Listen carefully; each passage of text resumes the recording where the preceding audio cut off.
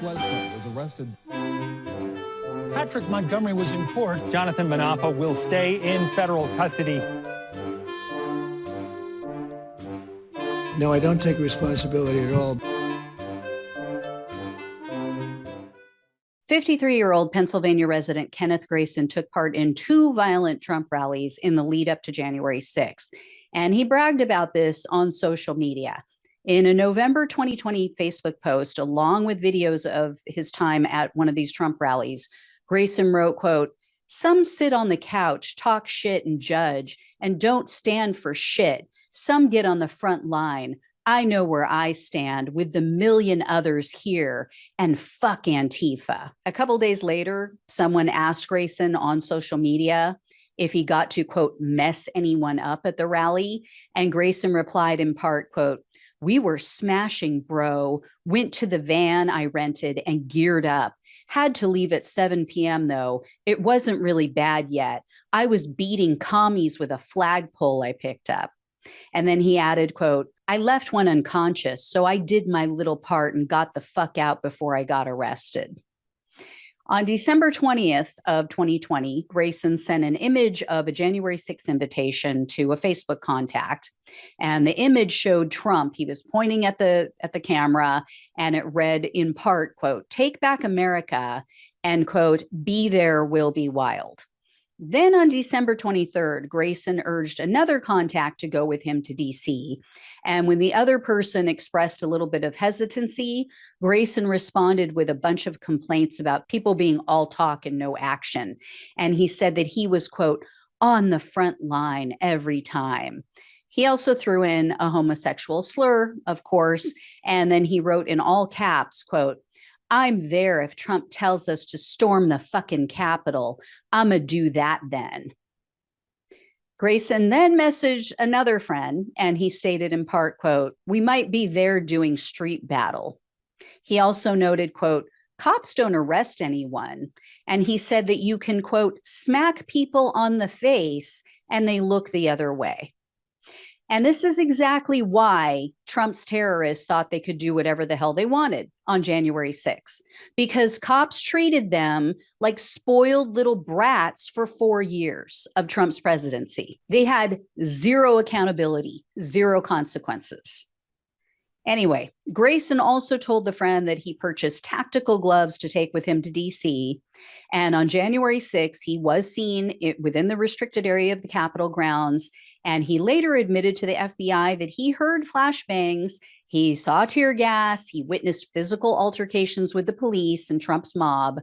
Nevertheless, he headed to the building. And then he was seen on surveillance video illegally entering the Capitol. This was just 7 minutes after the initial breach. He was carrying a Gadsden flag with him. And Grayson made his way to the Capitol crypt. Then he went to the rotunda.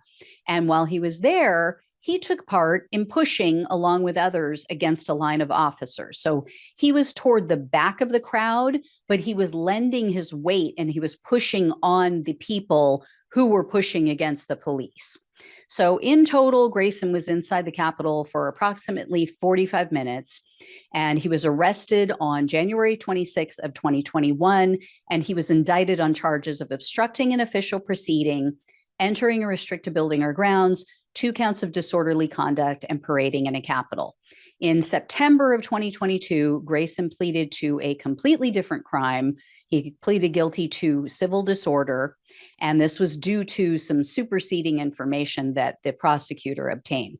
So Grayson was facing up to 5 years in prison, 3 years of probation, and $250,000 in fines. However, as typical, the prosecutor requested only 3 months in jail, 3 years of probation, and $2,000 in restitution. What's funny is that Grayson, as you guys heard, he's talking so tough, talking shit with his friends, claiming that he's knocking people unconscious. But in a post-arrest interview with the FBI, when he was asked about his actions at these Trump rallies, Grayson denied that he took part in any violence. He said, "Oh, I heard about it. I heard about violence, but I never saw it, never took part in it myself." He also told the agents that he thought that he was doing something patriotic on January 6th. And then, of course, he blamed Antifa. as they all do. Yeah, there is zero evidence of a single Antifa member even being at the Capitol. These people are delusional. So anyway, in addition, Grayson lied, and he said that he witnessed an altercation in a doorway with the police inside the Capitol, but he claimed he didn't take part in it himself. And then he shot down the idea that people, quote unquote, stormed the Capitol.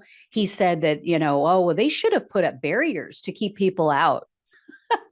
But he also admitted that, yeah, what took place outside the Capitol was horrible and traumatic. And he called it, quote, completely insane. So you guys aren't going to be shocked to hear Grayson has multiple priors for simple assault, disorderly conduct, and harassment. In regard to his January 6th arrest, U.S. District Judge Tanya Chutkan presided over Grayson's case. And at the sentencing hearing, she told him, quote, yes, you didn't put your hands on a police officer. That doesn't mean those officers weren't terrified for their lives.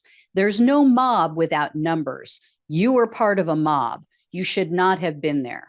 And in a letter to the court, Grayson wrote, quote, I want you to know how much I wish I could go back to that day and make different decisions. Entering the Capitol was an egregious error that I will spend years regretting. And I want to say to you that I am truly sorry and do apologize. So Judge Chutkan didn't really buy that apology because she told Grayson, quote, I don't believe your intention was simply to attend the rally and go home. What I'm not hearing is remorse for what your presence did. In the end, the judge sentenced Grayson to 2 months in jail, 2 years of probation, and $2,000 in restitution. I'm pretty surprised by Chutkan's decision. She's one that usually gives the prosecutor everything they ask for, if not more. And what makes Grayson's actions most reprehensible, in my mind, is the fact that his father was a police officer. And Grayson claimed that because of that, oh, I would never purposely disrespect law enforcement. Based on the evidence, that's just simply not true. These people place Trump above all else. And what's really sad is that his father just passed away, literally just last Friday. He lost him. So his father went to his grave knowing that this is one of the last things his son did. His last 2 years on this planet, he had to live as a parent with, even though your kid's grown up, he's an adult, but still, he would have to live with the stress and anxiety of having a son who committed yet another crime when he himself committed his life to law and order. That's sad.